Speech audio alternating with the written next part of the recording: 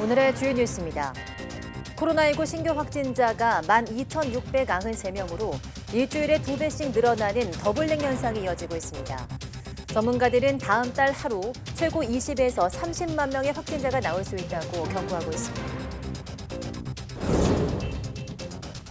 정부가 오늘 저녁 7시 국가감염병 위기대응 자문위원회 첫 회의를 열고 재유행 대응 방안을 논의합니다. 코로나19 확진자의 격리 의무 조정이나 4차 백신 접종 지침 등이 검토될 것으로 보이는데 회의 결과는 오는 수요일 발표됩니다. 최근 일부 바이오 기업에서 직원 횡령과 해외 임상시험 실패 사례가 나오면서 바이오 기업들의 주식시장 상장 문턱이 높아졌습니다.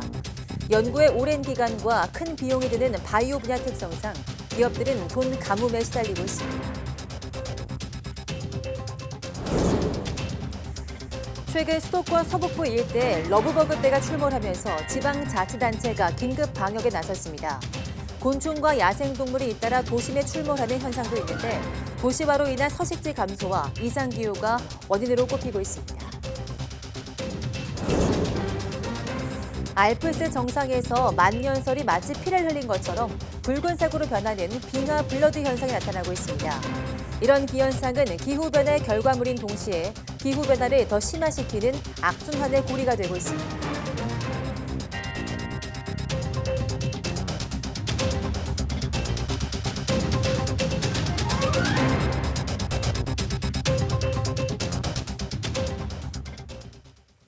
네, 여러분 안녕하십니까? 7월 11일 사이언스 투데이입니다. 오늘 코로나19 신규 확진자가 12,693명으로 집계됐습니다. 한 주 전인 지난 4일보다 2배 넘게 증가했습니다. 위중증 환자는 어제보다 4명 증가한 71명으로 30일째 두 자릿수입니다. 하루 새 숨진 환자는 18명으로 누적 사망자는 24,661명, 치명률은 0.13%였습니다. 네, 이처럼 휴일이었던 어제 하루 전국에서 12,000명이 넘는 코로나19 신규 확진자가 나왔습니다. 최근 코로나19 확진자 수는 한 주 단위로 확진자 수가 2배로 증가하는 더블링 현상이 이어지고 있는데요. 정부는 오늘 수요일 여름철 재유행 대응 방안을 발표합니다. 김주환 기자입니다. 어젯밤 9시까지 코로나19 신규 확진자는 12,213명으로 집계됐습니다. 일주일 전인 지난 3일 같은 시간대보다 2.1배 늘어난 겁니다. 코로나19 유행세는 최근 들어 일주 단위로 확진자 수가 2배로 늘어나는 더블링 현상을 보이고 있습니다. 정부는 재유행 시작을 공식화했습니다. 원인은 BA.5 변이의 확산과 여름철 이동량 증가, 면역 효과 감소 등이 꼽힙니다.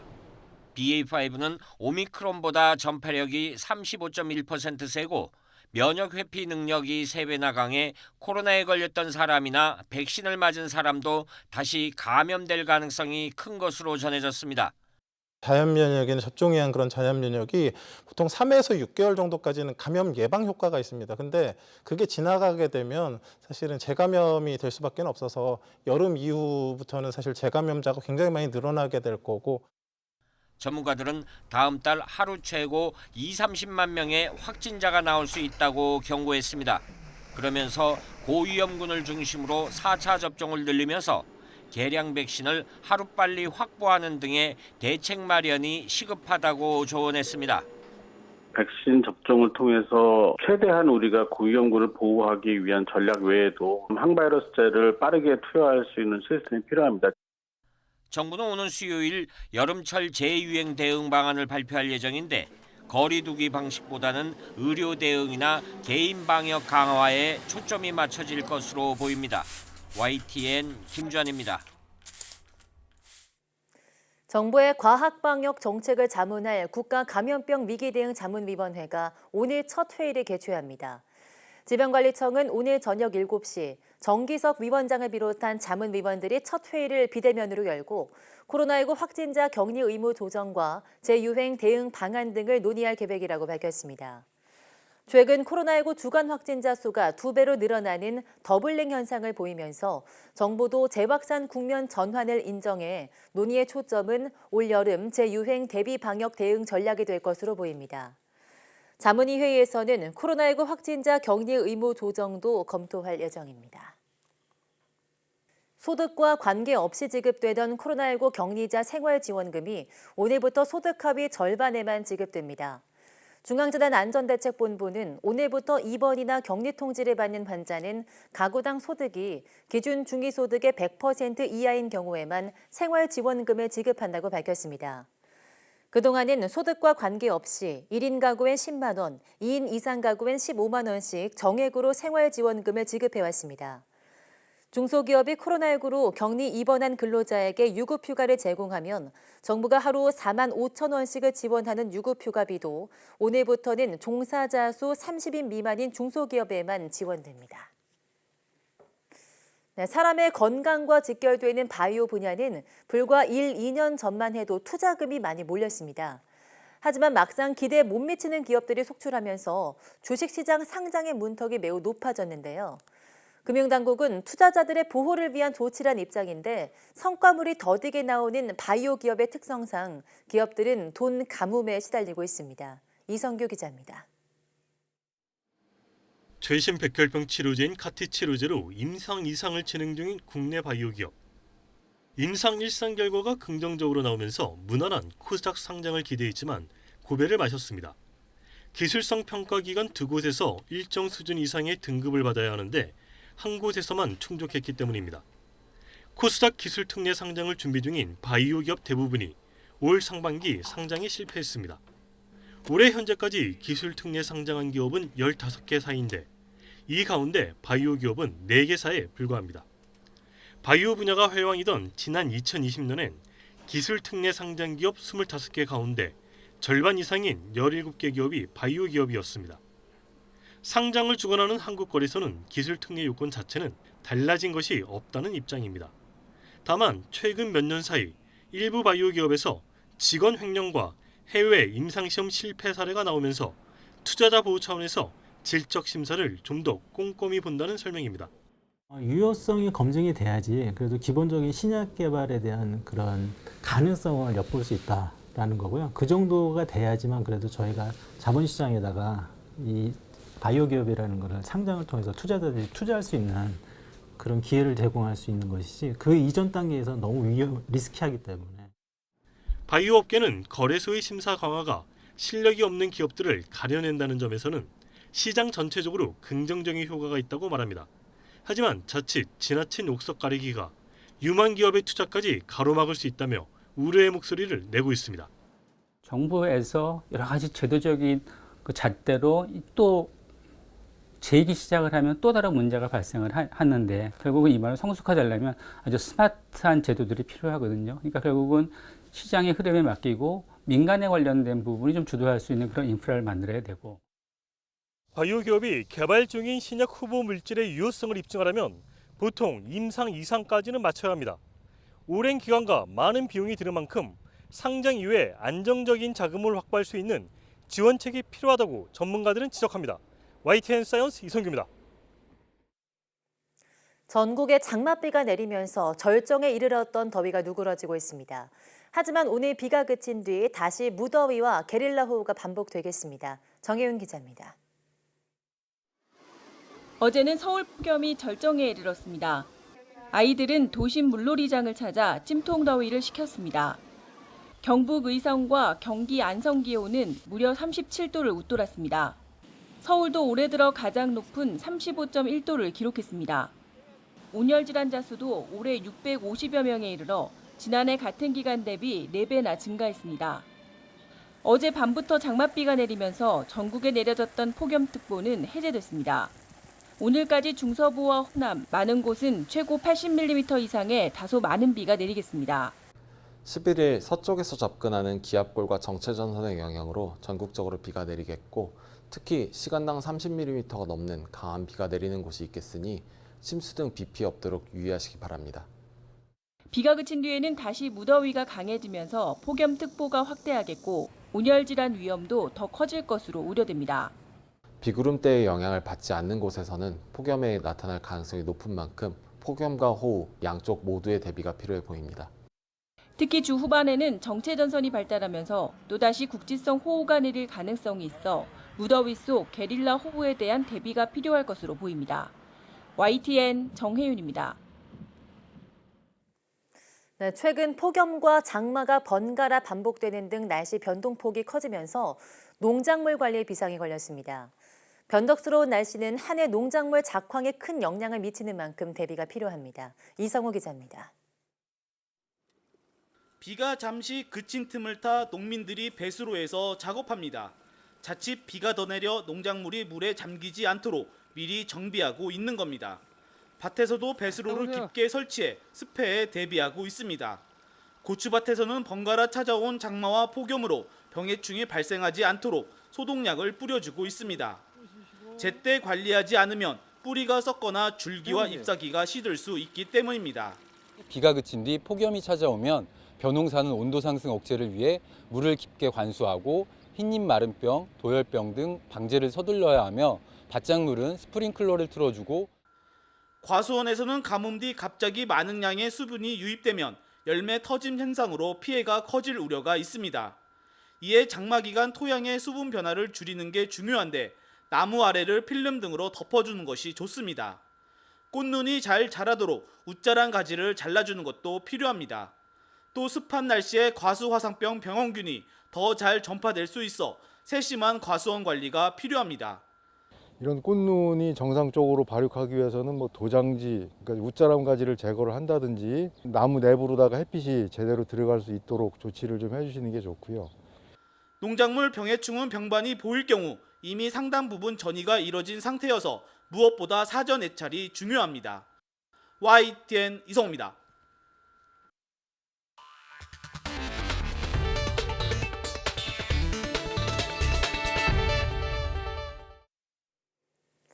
네, 최근 이탈리아의 알프스 돌로미티 최고봉에서 빙하가 무너져 내려 등반객 수십 명이 목숨을 잃거나 실종되는 참사가 일어났죠. 기후변화로 인해 유례 없이 높은 기온이 원인으로 꼽히는데 알프스 산맥의 이상 현상은 이미 나타나고 있었습니다. 눈부시게 하얘야 할 알프스의 만년설이 마치 피를 흘린 것처럼 붉은색으로 변하는 기현상인데요. 어떻게 된 영문인지 양회영 기자가 설명해드립니다. 새하얀 눈이 1년 내내 쌓여있는 알프스 산 꼭대기. 수킬로미터에 이르는 눈밭이 붉게 변해 있습니다. 가까이서 보니 마치 피가 흩뿌려진 것 같은 모습입니다. 바로 빙하블러드 현상입니다. 프랑스 연구진은 빙하블러드 현상의 원인으로 미세조류의 증식을 꼽았습니다. 연구진은 알프스 지역에서 눈과 흙을 채취해 분석한 결과 바다나 호수처럼 눈 속에서도 산구하나 등 특정 미세조류의 존재를 확인했습니다. 또 미세조류가 최근 번성한 이유는 대기 중 이산화탄소 증가와 대기오염 물질 유입 등으로 분석됐습니다. 그런데 녹색의 엽록소를 가진 미세조류가 붉은색을 띤 이유는 무엇일까? 알프스에서 발견된 미세조류는 붉은색인 카로티노이드라는 색소를 갖고 있는데 강한 햇빛, 특히 자외선으로부터 미세조류를 보호하는 역할을 합니다. 즉 빙하블러드는 스스로를 지키려는 미세조류의 생존 본능인 셈입니다. Lorsque c'est dans la neige, ça accumule un pigment comme une crème solaire, comme pour se protéger de l'intensité lumineuse. Elles sont fondamentalement vertes, mais c'est caché par un gros bouclier de pigment rouge. 문제는 빙하블러드 현상이 다시 기후변화를 악화시킨다는 점입니다.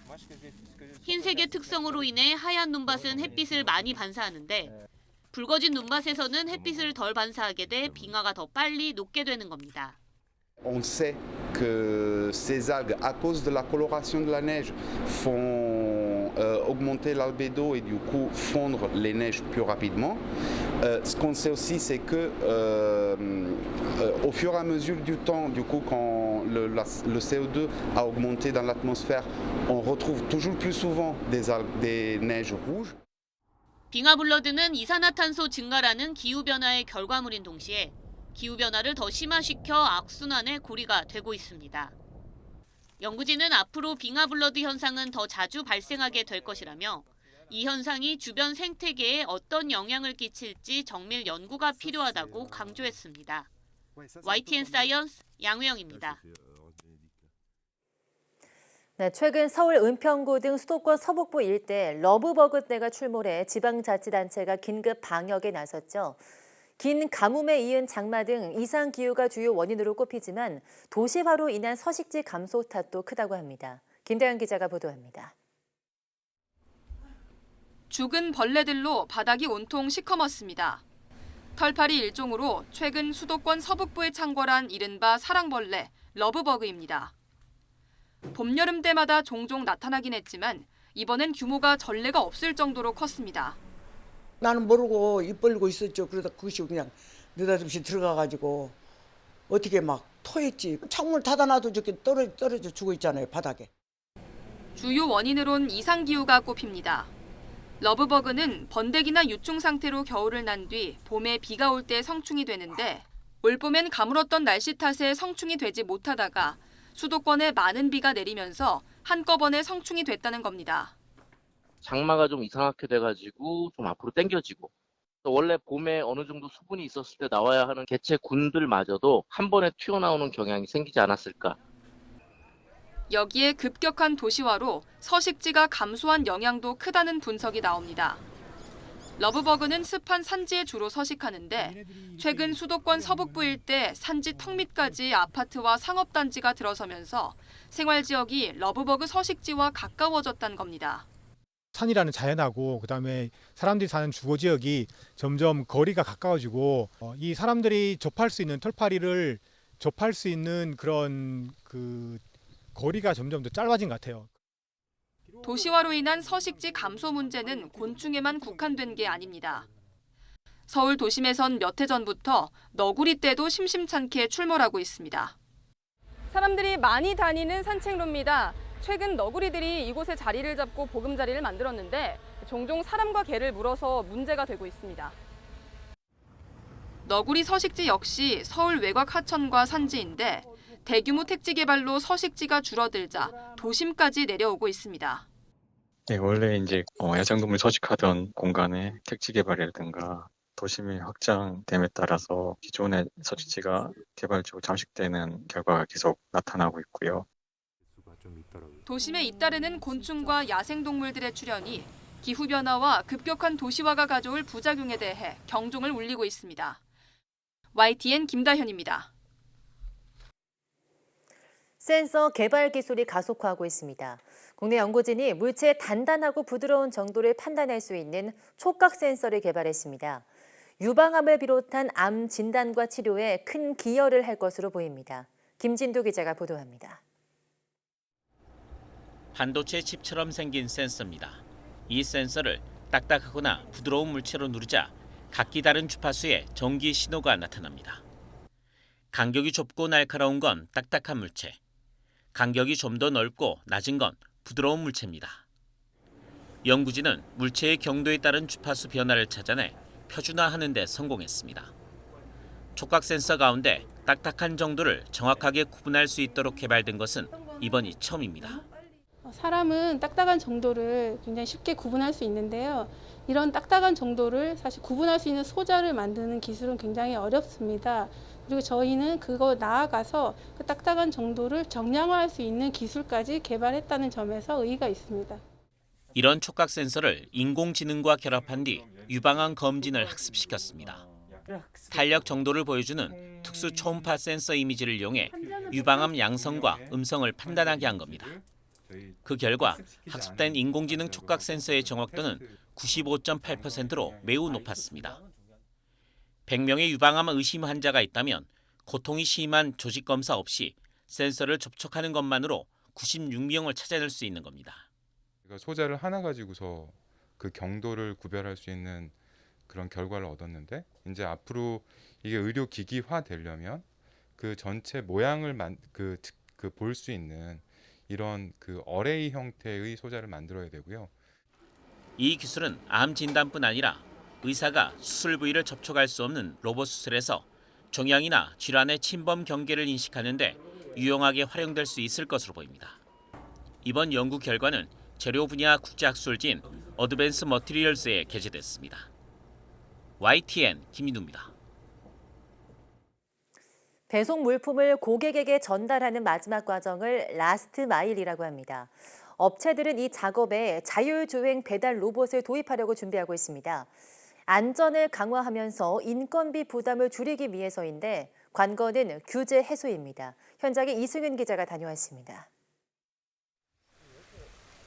프로 경기가 진행 중인 한 골프장. 배달 로봇이 사람이 걷는 속도와 비슷한 시속 7.2km로 골프장을 활보합니다. 사람이 보이면 속도를 줄이고 안전하게 피해갑니다. 이번 골프 대회에서는 자율주행 로봇이 운영되고 있습니다. 선수들과 갤러리들에게 음료수를 제공하고 있다는데요. 제가 자율주행 로봇한테서 음료수를 받아보도록 하겠습니다. 최대 40kg까지 짐을 나를 수 있습니다. 이처럼 주문 상품을 소비자에 전달하는 최종 과정을 라스트 마일이라고 부르는데 이 시장을 선점하려는 경쟁이 치열합니다. 저희는 카메라 기반의 자율주행 기술들과 이를 똑똑하게 인지하게 할 수 있는 딥러닝과 AI 기술들, 그리고 고전적인 회피기동 알고리즘들을 원천 기술을 개발해서 저희가 수백만 원대의 로봇을 상용화하고 있습니다.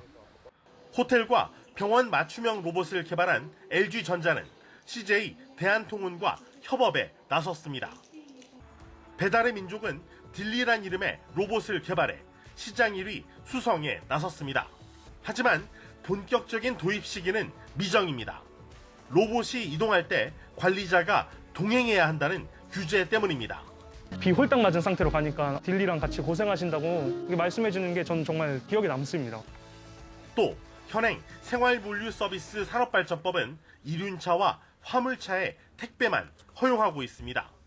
정부는 신산업 발전을 저해야 한다는 지적에 규제 완화에 나섰습니다. 드론 자율주행, ICT 융합, 바이오 헬스케어 등 신산업 분야에서 33건의 규제를 개선합니다. 드론과 로봇도 택배 작업에 활용될 수 있도록 관련법 개정을 추진한다는 계획입니다. YTN 이승윤입니다. 네, 지난해 세계인 10명 가운데 1명은 굶주림에 시달렸다는 결과가 나왔습니다. 유엔 산하기구 등 국제기구들의 공동조사인데요. 코로나19 영향 때문으로 보이는데 우크라이나 전쟁과 경제 충격이 겹친 올해가 더 큰 문제입니다. 류재복 기자가 보도합니다. juu ya njala, watoto walilala njala, ndio nimeramukia kulombalomba. Nimesema mwingine atanibariki na kabunga, ndio ndasongea watoto tukule. 두 아이 엄마인 카술라에게 오늘은 그나마 형편이 나은 날입니다. 콩죽이라도 끓여 먹일 수 있기 때문입니다. 세상에서 가장 버림받은 난민 사태로 꼽히는 콩고 민주공화국 국민은 하루하루가 지옥입니다. Kuna watoto 10, watoto 4 wanagonjwa bwaki, kukosa chakula na cha kuwafunika vile ndio na wengine na mimi saa hii niko nagonjwa homa. 지난해 세계 기아 인구는 8억 2천만 명. 코로나19 사태 이전인 지난 2019년보다 1억 5천만 명이나 늘었습니다. 10명 가운데 1명은 끼니를 걱정해야 할 처지입니다. 특히 5살이 안 된 어린이 가운데 4,500만 명이 만성적인 영양실조에 시달리고 있습니다. This year's report therefore reminds us yet again that hunger, food security and malnutrition in all its forms are an urgent global concern requiring coordinated resolve and action. 올해는 사정이 더 나빠질 것으로 보입니다. 우크라이나 전쟁으로 국제 공급망이 무너져 버렸기 때문입니다. 곡물값이 오르니 아프리카의 가난한 나라에 지원할 식량은 더 줄어들게 됐습니다. Before the conflict, Ukraine used to feed the world. Now they need help to feed themselves. 유엔을 비롯한 전문가들은 분쟁과 기후변화, 경제 충격이 불평등과 결합해 최악의 기아 사태를 겪을 수 있다고 경고합니다. YTN 이재복입니다.